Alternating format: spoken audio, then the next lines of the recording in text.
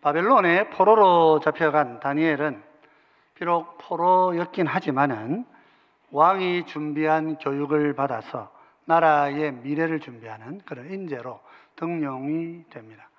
그의 앞길은 정말 형통하고 찬란한 미래가 준비가 되어져 있었습니다. 세상적으로 보면 성공의 길이 열린 것이고, 또 적절하게 또 사회와 잘 이렇게 융합해 살아가면 훨씬 더 나은 자리로도 나갈 수 있는 그런 위치에 올라갈 수 있는 기회를 얻은 것입니다. 그러나 그의 삶에도 시련이 찾아오죠. 왕이 명령을 내립니다. 내가 주는 음식을 먹고 이렇게 공부를 해라, 그렇게 말하고 있는 것입니다. 이 음식이라고 하는 것은 바벨론의 신들에게 드려진 제사 음식을 말합니다. 그리고 그 중에는 이스라엘 백성들은 결코 먹어서는 안 되는 음식들이 함께 포함되어져 있었던 것이죠. 이것을 먹는다는 것은 믿음을 접어야 하는, 굽혀야 하는 그런 일이었습니다. 승승장구하게 잘 나갈 수 있는 그의 길이었지만은 그는 이 앞에서 잠깐 멈춰 서게 되죠. 그리고 제 친구들과 함께 기도하고 이 일에 결단을 내립니다. 뜻을 정하고 음식 먹기를 거부한 것입니다. 사람들은 왜 그런 길을 선택하는가 그렇게 질문할 수 있지만 다니엘과 그의 친구들은 생각이 좀 달랐던 것 같아요. 그 형통함이라는 것이 무엇인가? 그것은 세상에서 좋은 자리, 또 세상에서 적당한 자리에 올라가는 것이 아니고 하나님의 뜻과 함께 하나님과 동행하며 사는 것이다. 그들은 그렇게 생각했던 것입니다. 내가 누구인가? 나는 어떤 삶을 살아야 하는 존재인가? 자기의 정체성을 분명히 하고 그는 타협을 거부했던 것을 볼 수가 있습니다. 하나님께서는 이 결단을 기뻐하셨죠. 그리고 그를 복되게 하셔서 이 시험을 이겼을 뿐만 아니라 이후에 다니엘에게는 엄청난 지혜를 주셔가지고 바벨론 전체 제국에 하나님 여호와가 유일한 여호와 하나님이시다 하는 것을 온 땅에 증거하고 드러내는 놀라운 삶을 살게 됩니다. 오늘 우리가 읽은 본문의 내용에서도 이방 땅에서 형통한 삶을 누리는 요셉의 이야기가 시작이 됩니다. 그에게도 시련이 찾아옵니다. 만약 요셉이 타협했었더라면 어땠을까요? 세계 1등 국가 바로 왕의 친위대장의 아내의 연인이 된다고 하는 것, 아마 어쩌면 그 시대의 모든 종들이 가장 꿈꾸던 어떤 선망이었을지도 모릅니다. 그런데 요셉도 이것을 거절합니다. 자기가 누구인지 분명하게 정하고 하나님께서 자기에게 명하신 삶의 자리에 전혀 양보가 없는 모습들을 보여주지요. 하나님께서는 위기에 처했던 그를 살리셔서 새로운 삶의 터전으로 옮기시면서 다시 형통한 길로 인도해 가시는 것을 볼 수 있습니다. 우리 예수님은 오늘 우리에게 이런 형통함을 주시러 오신 분이십니다. 임마누엘의 주님은 우리의 길을 열어 가시고 우리를 형통케 하시는 하나님이시라 하는 거죠. 그래서 오늘 시간에는 요셉의 이야기를 우리가 함께 묵상하면서 우리에게 하나님의 형통함을 주러 오신 예수님이 어떤 분이신가 함께 묵상하고 은혜를 나누고자 합니다. 먼저 요셉은 보디발의 집에서 참 하나님의 은혜 가운데 형통한 삶을 살게 됩니다. 형 유다가 다말에게서 두 아들, 쌍둥이 아들을 낳죠. 아들을 낳으면서 그 과정 속에서 나는 죄인이고 당신이 옳다, 의롭다 하는 그 참 큰 죄인됨의 발견을 하고 있는 동안에 요셉은 이 기간을 통하여서 하나님께로부터 형통한 삶이 무엇인가 하는 것을 배워가고 있습니다. 창세기 39장 2절은 이렇게 기록하고 있습니다. 여호와께서 요셉과 함께 하심으로 그가 형통한 자가 되어 그의 주인 애굽 사람의 집에 있으니, 이렇게 기록합니다. 이 본문에 보면 여호와께서 요셉과 함께 하심으로 요셉이 형통한 삶을 살게 되었다, 이렇게 기록하고 있어요. 요셉이 뭔가를 잘해가지고 하나님께서 형통한 삶을 주시는 게 아니란 말이에요. 그것이 아니라 하나님께서 요셉을 사랑하셔가지고 요셉과 함께 하셔서 그의 삶이 형통한 삶으로 그렇게 바뀌어 갔다, 그렇게 말하고 있는 것입니다. 요셉의 삶이 지금 노예의 삶 아닙니까? 좋으면 얼마나 좋겠습니까? 사람 자유가 없고 남의 나라 종으로 사는데 뭔 형통함이라는 게 말할 수 있겠습니까? 근데 하나님께서 함께 하시니까 그의 인생에 형통함이 찾아오는 거예요. 그 형통함이 너무도 분명해가지고 주인 보디발의 눈에 드러날 정도였다고 성경 기록하죠. 오늘 본문 3절, 4절은 이렇게 이야기를 합니다. 그의 주인이 여호와께서 그와 함께 하심을 보며 또 여호와께서 그의 범사에 형통하게 하심을 보았더라. 요셉이 그의 주인에게 은혜를 입어 섬김에 그가 요셉을 가정 총무로 삼고 자기의 소유를 다 그의 손에 위탁하니, 그랬습니다. 왕의 친위대장이면 오늘날로 보면 경호실장 정도, 경호처라면 처장 정도, 이 왕의 경호를 받은 책임지는 왕이 가장 신뢰하는 사람입니다. 이집트의 모든 정보를 총괄하고 있고 사회상이나 정치상, 국제 상황을 가장 잘 파악하고 알고 있는 그 사람, 보디발. 이 사람은 굉장히 영민한 사람이었을 것이 분명합니다. 그의 눈에 비춰진 요셉은 신이 함께하는 사람이었어요. 하나님이 그와 함께 하시고 그의 삶에 하나님이 함께 하시니까 그의 삶이 형통한 것을 보았다, 그렇게 모세는 기록을 하고 있습니다. 그리고 이 보디발은 요셉을 아끼고 귀하게 생각해가지고 자기 집의 중요한 일들을 다 맡긴 거예요. 결과적으로 요셉에게 자신도 은혜를 베풀고 총무를 맡깁니다. 그렇게 되니까 어떻게 돼요? 그의 집에도 큰 복이 흘러넘치는 것입니다. 5절과 6절은 이렇게 기록하고 있습니다. 그가 요셉에게 자기의 집과 그의 모든 소유물을 주관하게 한 때부터 여호와께서 요셉을 위하여 그 애굽 사람의 집에 복을 내리심으로 여호와의 복이 그의 집과 밭에 있는 모든 소유에 미친지라. 주인이 그의 소유를 다 요셉의 손에 위탁하고 자기가 먹는 음식 외에는 간섭하지 아니하였더라. 요셉은 용모가 빼어나고 아름다웠더라, 그랬습니다.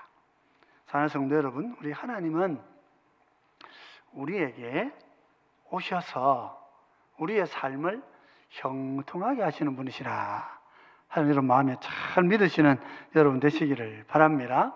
자기 자녀들에게 평탄한 길을 주시고 보호하시고 지키시는 분이 하나님 여호와시라면, 그뿐만 아니라 하나님의 자녀를 통해서 하나님 자녀들과 연결되어져 있는 모든 관계에도 하나님은 은혜와 복을 내리신다 하는 것입니다. 사실 세상이 좀 더 지혜로우면 교회를 통하여서 많은 복을 누리게 될 것입니다. 왜냐하면 하나님은 그런 분이시기 때문에. 세상이 교회를 박해하고 교회를 폄하하게 되면 하나님의 복의 통로를 스스로 닫는 것이 되는 거죠.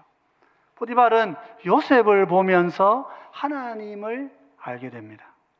그리고 요셉을 통하여서 형통함이 무엇인지도 깨닫게 됩니다. 그리고 그를 통하여서 하나님이 내리시는 복을 자기도 소유하는 그런 삶을 살게 되는 것이죠.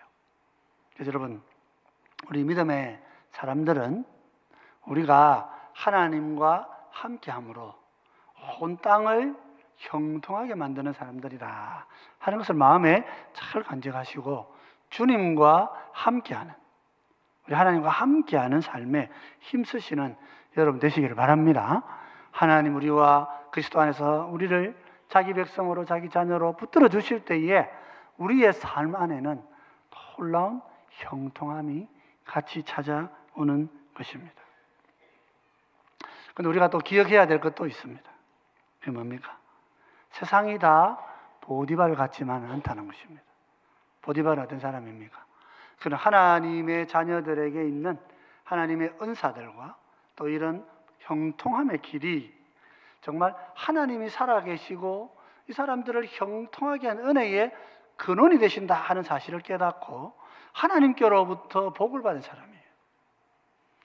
그죠? 지혜가 있다면 그런 지혜를 가져야 하는 거예요.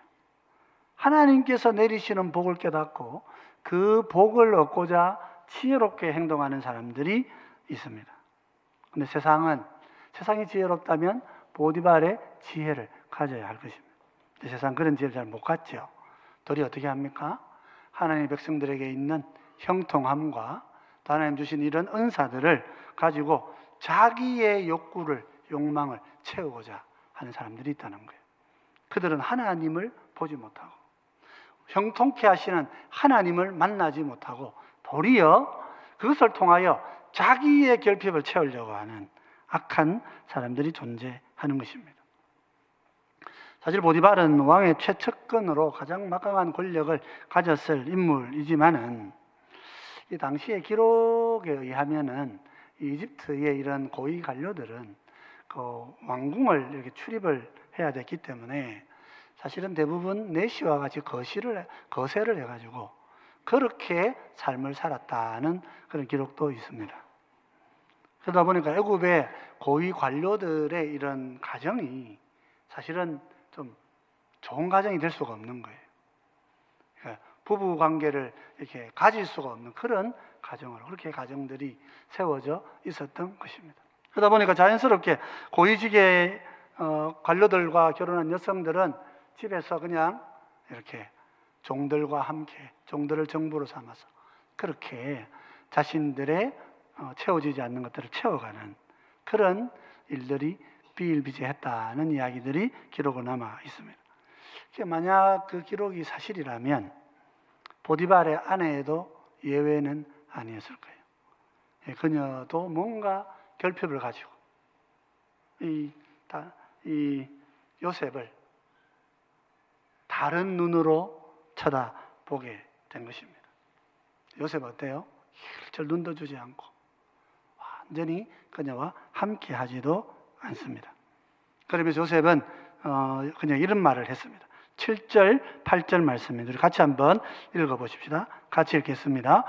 요셉이 거절하며 자기 주인의 아내에게 이르되 내 주인이 집안의 모든 소유를 간섭하지 아니하고 다 내 손에 위탁하였으니 이 집에는 나보다 큰 이가 없으며 주인이 아무것도 내게 금하지 아니하였어도 금한 것은 당신뿐이니 당신은 그의 아내임이라. 그런즉 내가 어찌 이 큰 악을 행하여 하나님께 죄를 지으리까 하는 거예요. 요셉이 아주 단호하고 분명하게 이 여성에게 이야기를 합니다. 그는 두 가지를 설명합니다. 첫째는 뭡니까? 내가 당신 남편, 이 집의 주인의 종입니다 말하는 거예요. 우리 성도들도 여러분 직장 생활 하시고 믿지 않는 상사를 이렇게 내 머리 위에 두었을 때 요셉과 같은 마음으로 그렇게 섬기시는 여러분 되시기 바랍니다. 그러면 그 상사가 여러분을 통해서 하나님을 만날 수 있을지 모릅니다. 요셉은 뭐라고 얘기합니까? 내게 모든 권세를 다 주었지만 그리고 아무 말도 안 했지만 그러나 분명히 나에게 말한 게 있다는 거예요. 말 안 해도 아는 게 있다는 것입니다. 그건 당신을 범하지 말라는 말이라고. 자기의 아내를 범하지 말라고 내게 말한 것이라고. 나는 그의 종입니다. 여러분, 이것은 우리가 일상생활을 하면서도 우리 모두가 마음에 깊이 새겨 두어야 할 태도입니다. 하나님께서 나에게 어른을 둘 때 그것은 나이만이 아니죠. 사회적으로 내 머리 위에 사람을 둘 때 우리는 그 앞에서 충성된 삶을 살아야 됩니다. 그가 말하든 말하지 않든 그 말 뜻 안에 있는 의미들을 마음에 잘 새겨가지고 거기에 충성된 삶을 살아내어야 하는 거죠. 요셉은 유주인에게 이야기합니다. 당신 남편이 내 주인입니다. 나한테 정권을 위임한 분입니다. 이 집에 나보다 높은 사람 아무도 없습니다. 내가 제일 높습니다. 근데 말 안 해도 내가 아는 게 있단 말이에요. 충성이죠. 성도는 충성할 때에 하나님을 증거할 수 있어요. 그러나 동시에 거기에 더하여서 요셉은 어떤 사람이에요? 믿음의 사람이란 말이에요. 내가 어찌 그 악을 범해서 하나님께 큰 죄를 얻겠습니까? 하나님을 함께 바라보는 거예요. 우리가 하나님만 바라본다고 주장하면서 세상에 하나님 주신 권세를 무시하면 그거는 하나님의 뜻을 이루지 못하는 거예요. 동시에 세상의 주인만 바라보고 하나님을 경홀히 대한다면 그것도 충성된 삶이 아니란 말이에요. 그렇죠? 사실 요셉은 아버지 야곱에게 정말 선한 삶, 하나님이 기뻐하시는 삶이 무엇인지를 충분히 배웠습니다. 그런 형들의 죄를 이렇게 죄 목록들을 적어서 아버지 앞에 보고하는 그런 일들을 해왔습니다. 사실 야곱의 집도 심각한 타락하고 부패한 집이었어요. 큰아들 르우벤이 아버지의 서모죠. 그렇게 되면 서모인데 그 같이 잠을 잤다고 창세기 35장은 기록하고 있습니다. 하나님의 교회 안에, 하나님의 백성 안에 이미 성적으로 타락하고 더러운 일들이 일어났던 것입니다. 그것을 아버지가 얼마나 괴로워하고 힘들어했는지 그는 다 보고 한 거예요. 그래서 그는 죄의 목록들 아버지 앞에 올려드렸던 것으로 보여집니다. 물론 여주인은 전혀 상황이 다르죠. 여주인은 자기 사회에 돈 있고 힘 있는 사람들이 하는 그 일반적인 방법이에요. 외롭고 힘든 자신들의 욕망과 욕구들을 그런 방식으로 채워왔던 거예요. 나만 그러는 게 아니고 모두가 다 그렇게 하니까. 요셉의 거절이 여인으로서는 굉장한 절망이었던 거예요. 그러나 요셉은 하나님과 사람 앞에서 충성된 마음으로 살기를 결심하고 있는 것입니다. 요셉은 여주인을 거절하고 아예 함께 있는 자리를 피합니다. 그러다가 어느 날 요셉이 일하러 들어와 보니 마침 종들이 다 딴 데 가고 없고 자기만 들렁 그 집에 와 있는데 여인은 이때를 놓치지 않죠. 달려와서 이번에는 요셉의 옷을 이렇게 잡아당기고 벗기고 그러면서 온몸으로 동침을 요구합니다. 창세기 39장 12절은 이렇게 기록하고 있죠. 그 여인이 그의 옷을 잡고 이르되 나와 동침하자. 그러나 요셉이 자기의 옷을 그 여인의 손에 버려두고 밖으로 나가매. 이렇게 되어 있어요. 사실 굉장히 복잡한 일이 일어났을 것 같아요. 그런데 모세는 아주 단순하게 적었습니다. 여인이 옷을 잡고 나와 동침하자 했고 요셉은 옷을 벗어버리고 손에 두고 밖으로 도망갔다. 그렇게 기록을 하고 있습니다. 그녀의 요구를 요셉은 받아들이지 않았습니다. 자기의 종된 신분 그리고 하나님의 백성된 신분을 분명히 밝혔는데도 끊임없이 여인의 마음은 가라앉지 않고 요구를 해오는 거예요. 여러분 세상은 그렇습니다. 우리 성도들이 기억해야 됩니다. 세상은 그렇습니다. 세상은 하나님이 우리에게 주신 형통함과 하나님이 우리에게 주신 이 아름다움을 보고 하나님을 깨닫고 하나님을 알고 하나님을 섬기는 자가 혹 있기도 하지만 도리어 우리에게 그것을 자기를 위하여 사용해 달라고 요구하면서 우리 이 땅에서 그냥 함께 즐기며 살면 되는 거 아니냐. 하나님은 하나님이시고 당신은 이 땅에 사는 거니까. 그들에게 하나님 중요한 분이 아니에요. 그들은 단지 하나님의 백성의 형통함과 하나님 백성들의 은사가 내 것이 되고 싶어 그렇게 그걸 이렇게 누리고 싶어 하면서 하나님께는 전혀 무관심한 거예요. 이것이 세상이 우리를 향한 유혹이고 미혹이라 하는 것입니다. 하나님께서 내게 주신 복을, 하나님께서 내게 주신 섬김의 자리를 진정한 섬김과 헌신의 길로 가지 않고 저 땅에서 그냥 적당히 어불로 살면 되는 거죠. 어불로 살면 함께 그냥 뒹굴고 살고 나는 내대로 니는 니대로 한번 눈 감으면 되는 거 아니냐. 그게 세상의 유혹입니다. 나라의 강자한 엘리트들과 결혼을 하고 큰 힘을 가지고 살아가던 이런 여성들, 자기들에게 채워주지 않는 것들을 요셉에게 찾으려고 이렇게 다가왔던 것이죠. 요셉은 어떻게 합니까? 단호하게 거절하고 도망 나옵니다. 우리도 이렇게 살아야 됩니다. 십자가에서 죽으신 우리 주님을 사탄은 끊임없이 미혹합니다. 사탄이 뭐라고 미혹합니까? 다 예수님 위해서 하라 그래요. 아니 배고프시면 그냥 떡 만들어 드시면 되고 좀 인기가 그리우면 한 번만 쫙 하고 하늘에서 한번 떨어져 내려오시면 되고 권세가 그리우시면 그냥 내한테 한번 절하시면 되고 십자가 그냥 매달리셨으면 뭐 죽기까지 할 필요가 뭐가 있습니까? 그냥 내려오시면 되지. 매달리셨잖아요. 그러면 됐잖아요. 사탄은 끊임없이 예수님을 위하는 것 같아요. 세상은 끊임없이 우리를 위하는 것처럼 그렇게 유혹합니다. 잘 먹고 잘 살면 되는 거 아니냐. 그것 좀 꼭 하나님 위해서 해야 되냐고. 우리 서로 나눠 가지면 안 되냐고. 여러분 보디발의 아내도 뭐 그렇지 않습니까? 혹시 뭐 결혼을 요구하지 않아요. 내가 남편하고 헤어져 올 테니까 우리 같이 결혼해서 딴 데 도망가 살자. 그런 거 아니에요.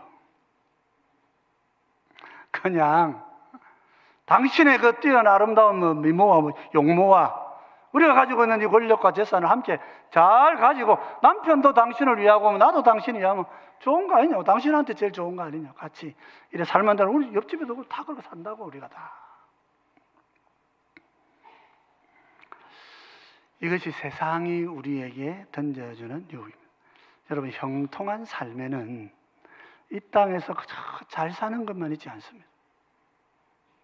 형통한 삶, 하나님과 함께하기 위해서는 이 세상의 것과 끊임없이 다투고 싸우는 싸움도 있단 말이에요. 요셉은 지금 목숨을 건 싸움을 하고 있는 것입니다. 우리도 그렇게 사시는 여러분 되시기 바랍니다.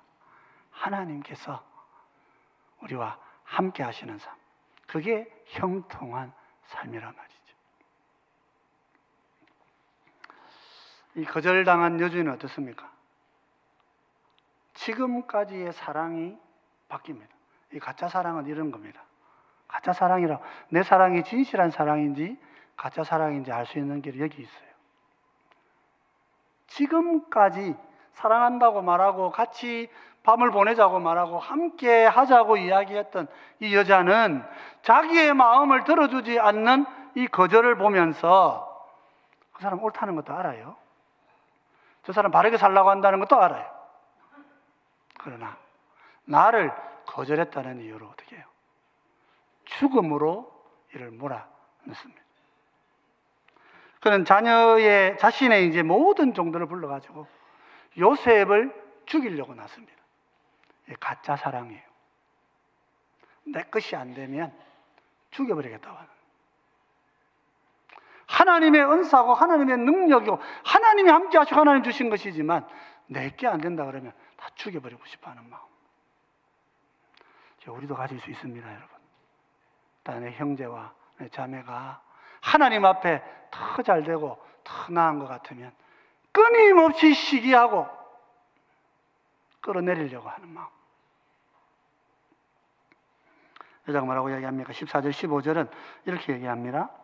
그 여인의 집 사람들을 불러서 그들에게 이르되 보라, 주인이 히브리 사람을 우리에게 데려다가 우리를 희롱하게 하는도다.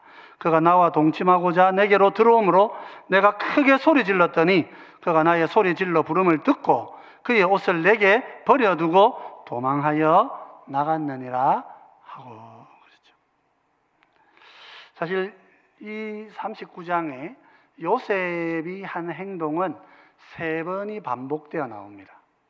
모세가 첫 번째 한번 기록을 하고요. 정확하게 요셉이 한 행동을 기록을 합니다. 그 다음에는 이 여주인의 입에서 나온 말이 2번을 더 반복되어 나옵니다. 그런데 모세는 정확하게 요셉이 한 건 요셉이 했고 여자가 한 건 여자가 했다고 적었어요. 그런데 여자는 어떻게 얘기합니까? 자기가 한 걸 요셉이 했다 그러고 요셉이 한 걸 자기가 했다 그래요. 이야기를 바꾸어버려요. 이야기를 바꾸어서. 저는 히브리어로 이 본문을 읽으면서 이 본문을 너무 재밌는 본문이었어요. 아마 성경 중에 제일 재밌는 본문. 인상적이고. 사람들의 이야기는 진짜 남이라는 글자에 짝대기 하나 빼면 님이 되고 한 노래 있죠. 우리나라 노래. 그 히브리어도 그런 거예요. 뒤에 하나 붙이고 빼고 하면 네가 되었다가 그녀가 되었다가 이렇게 바뀌는 점 하나 바꾸면 그렇게 되는 거예요. 악인들은 그런 것입니다. 악인들은 이야기를 바꿉니다. 우리가 항상 이야기를 들을 때 분별을 잘해야 되는 거예요. 악인들은 진짜 이야기를 안 하고 가짜 이야기를 해요. 그리고 자기가 한 것을 남이 했다 그러고 남이 한 걸 자기가 했다고 우기는 거예요. 여인은 처음에는 자기 종들을 불러서 주인이 데려온 히브리 사람이 우리를 이렇게 했다. 애굽이니까 종들은 애굽 사람이 많았겠죠. 또 이 부인이 만약에 외국인이었다면 자기 나라 사람들을 썼겠죠. 그런데 히브리 사람을 데려와가지고 가정 총무를 삼았단 말이죠. 그러니까 히브리 사람 데려왔다고. 사실 남편을 고발하는 거죠. 그러면서 종들을 확 선동하고 부추깁니다. 이야기를 바꾸는 사람들은 이런 식으로 한다는 거예요. 그리고 여자는 남편에게도 이야기를 합니다. 그리고 요셉이 옷을 내밀었어요.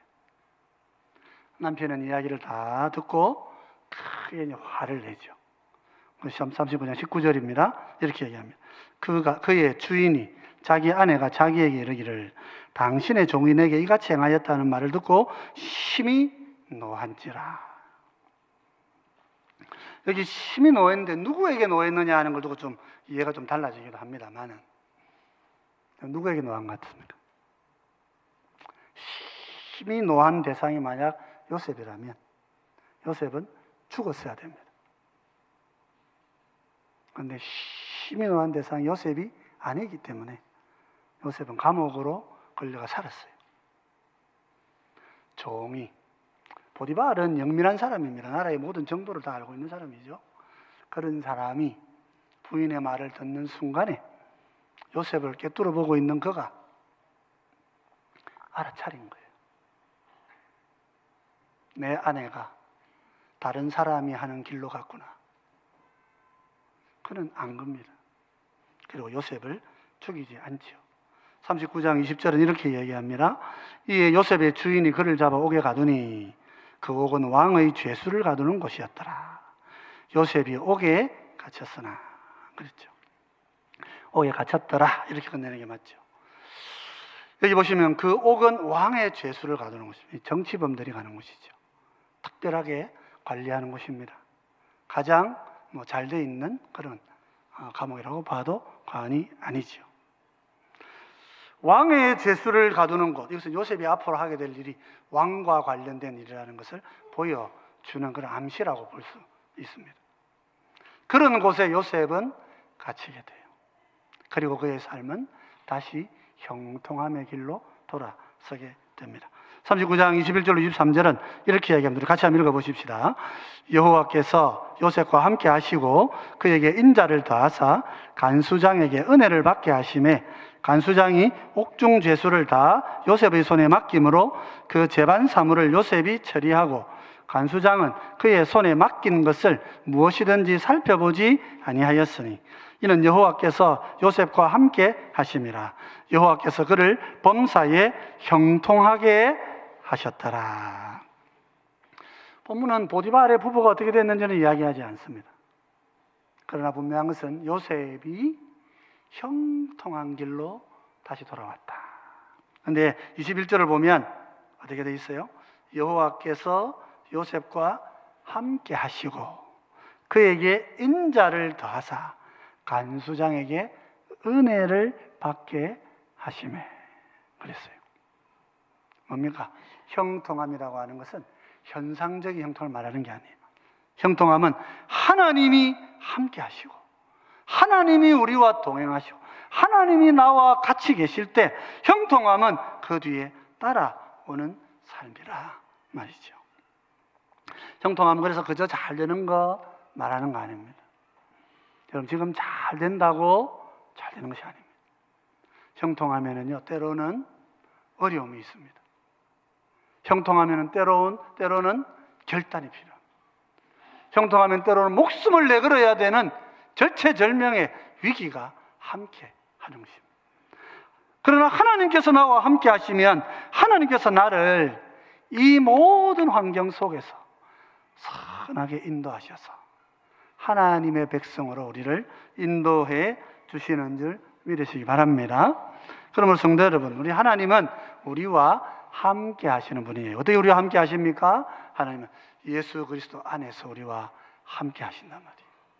하나님은 보이지 않는 중에 우리 길을 예비하시고 보이지 않는 중에 하나님의 그 사랑 안에서 그리스도를 통하여서 우리를 형통한 백성으로 불러주시는 거예요. 잘 되지 않을 때에도 못 될 때에도 어렵고 힘들 때에도 하나님은 그리스도 안에서 우리와 함께 하시는 거예요. 그러면 우리의 삶은 내가 생각했던 것과 다를지 몰라도 하나님의 선한 길로 나아갈 수 있게 되는 것입니다. 보디발 아내와 같이 세상은 우리에게 주신 은혜를 가지고 자기 마음대로 사용하려고 하지만은 하나님은 그 속에서 위기와 어려움과 힘듦을 우리 가운데 허락하시면서 우리에게 하나님의 선한 백성이 되도록 그 모든 것들을 사용하셔서 우리의 형통한 하나님이 되어 주시는 것입니다. 그러므로 성도 여러분, 우리는 우리와 동행하시고 우리와 함께 하시는 하나님으로 인하여 항상 감사하고 사시는 여러분 되시기를 바랍니다. 형들에게 팔려서 애굽으로 왔다고, 보디발 집에 팔려가지고 노예가 되었다고 요셉은 원망하거나 항의하지 않습니다. 하나님이 인도하신 그 길을 마음으로 받아들이는 거예요. 그리고 하나님께 예배하고 하나님의 뜻 가운데 살아가고 있는 것입니다. 하나님께서 그에게 형통함을 열어주신 거예요. 주인집 여자가 온 세상이 하는 방법대로 그대로 나도 잘 살 것 같은 그 방법, 그 길을 나에게 요구할 때에는 목숨을 걸고 하나님의 뜻을 순종하는 거예요. 여러분 다 손해볼지라도 하나님의 뜻에 복종하시는 여러분 되시기 바랍니다. 하나님께서 새 길을 열어주시는 것입니다. 그러므로 여러분 형통하다고 하는 것을 가지고 그저 세상에서 다 잘 되는 것이라고만 오해하시면 안 됩니다. 저도 20대에 내 삶 모든 걸 다 버리고 하나님께 헌신하면 내 인생은 이 땅에서 잘 될 거야 이렇게 생각했습니다. 제가 우리 부모님 버리고 제가 사회 길을 나섰는데 그러면 모든 일이 다 잘 될 줄 알았어요. 돈 걱정도 없고 살아가는데 질병의 걱정도 없고 아니 하나님께 내 인생을 드렸는데 하나님 그 정도도 못 해주시냐 말이지. 근데 웬걸로 살아보는 것 같아요.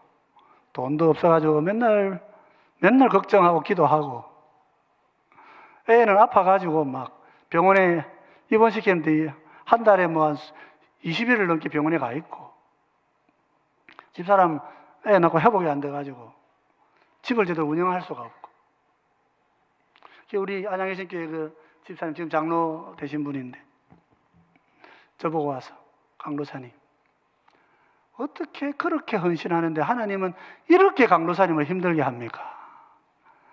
그 제가 얼마나 연민을 많이 받았는지 몰라요. 그런데 하나님이 우리와 함께 하신다는 것은 돈 많아지고 돈 걱정 없고 세상에서 뭐 좋은 일들만 생기고 나를 위협하는 세력이 없어지고 원수가 없어지는 게 아니더라고요. 그게 아닙니다. 하나님과 동행하고 있느냐?